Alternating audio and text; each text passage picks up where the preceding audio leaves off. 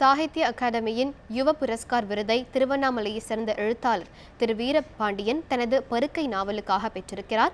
சென்னைக்கு வரும் மாணவர்கள் உணவுக்கும் தங்கும் இடத்திற்கும் சந்திக்கும் பிரச்சனைகளை பதிவு செய்கிறது இந்த நாவல்.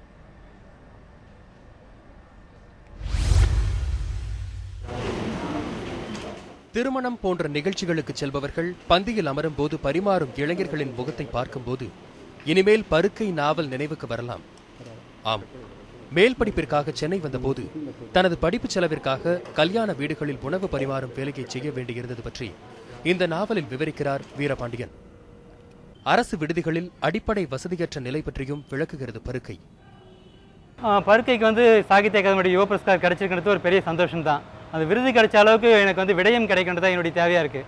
இன்றைக்கும் அந்த மாணவருடைய நிலை பார்த்தீங்கன்னா அப்படியே தான் இருக்குது. ஆனால் ஒரு சின்ன சந்தோஷம் என்னென்னா, இன்றைக்கி என்னுடைய நாவல் பல்வேறு துறைகள் இருக்கிற பல அறிஞர்கள் இல்லை பல பிரபலங்களுக்கு மத்தியிலையும் அவங்களுக்கு ஒரு புதுசாக ஒரு வாழ்க்கையை தெரிவிக்குது, அதுக்கான ஒரு அறிமுகத்தையாக கொடுக்குது. இப்போ அவங்களா இதை படித்து என்கிட்ட பேசுகிற விஷயம் என்ன இருக்குன்னா, இன்றைக்கும் அரசு விடுதிகள் எல்லாமே இப்படி தான் இருக்கா, பசங்க கேட்ரிங் போகிறாங்களா, அப்போ கல்யாணத்து மண்டபங்களில் இது மாதிரி நிகழ்வுகளில் பரிமாறவங்க மாணவர்கள் தானா?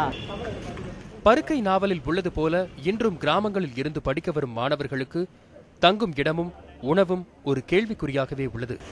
பலர் கல்யாண மண்டபங்களில் வேலை செய்யும் நிலையில் உள்ளதாக சொல்கிறார்கள் மாணவர்கள். வீட்டில் ஃபினான்ஷியல் ப்ராப்ளம்ன்றதுனால நான் இங்கே சென்னையில் 2 வருஷமாக கேட்ரிங் வேலையில் ஈடுபட்டுருக்கேன். கேட்ரிங் வேலையில் நிறைய பிரச்சனைகள் இருந்தாலும் நான் இந்த வேலையை தொடர்ந்து செய்கிறது காரணம் என்னுடைய வீட்டினுடைய ஏழ்மை மட்டும்தான். விடுதி வசதிக்காக போராட்டம் நடத்தும் மாணவர்களுக்கு தனது நாவல் ஒரு ஆயுதம் என்கிறார் வீரபாண்டியன். இன்றைக்கி சட்டக்கல்லூரி இன்றைக்கும் அந்த பிரச்சனை இருக்குது. சைதாப்பேட்டை மாணவருடைய பிரச்சனை, ஒவ்வொருடைய மாணவர்கள் விடுதி சார்ந்த அவங்களுடைய தேவைக்கான பிரச்சனைகளை எடுத்து முன்னிறுத்தி ஒரு போராட்டம் நடத்தும் பொழுது அந்த போராட்டத்துக்கு ஒரு போராட்ட ஆயுதமாகவே என்னுடைய பருக்கை இருக்குது அப்படின்ட்டு தான் என்னுடைய ஒரு சின்ன மகிழ்வும் கூட. விடுதிகளில் தங்கி படிக்கும் மாணவர்கள் அவர்களுடைய படிப்பு செலவிற்கும் ஒருவேளை நல்ல உணவுக்கும் உணவு பரிமாறுதல் வேலைக்கு செல்லும் நிலை மாற வேண்டும்.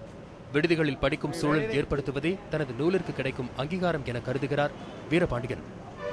கார்த்திக், நியூஸ் 7 தமிழ், சென்னை.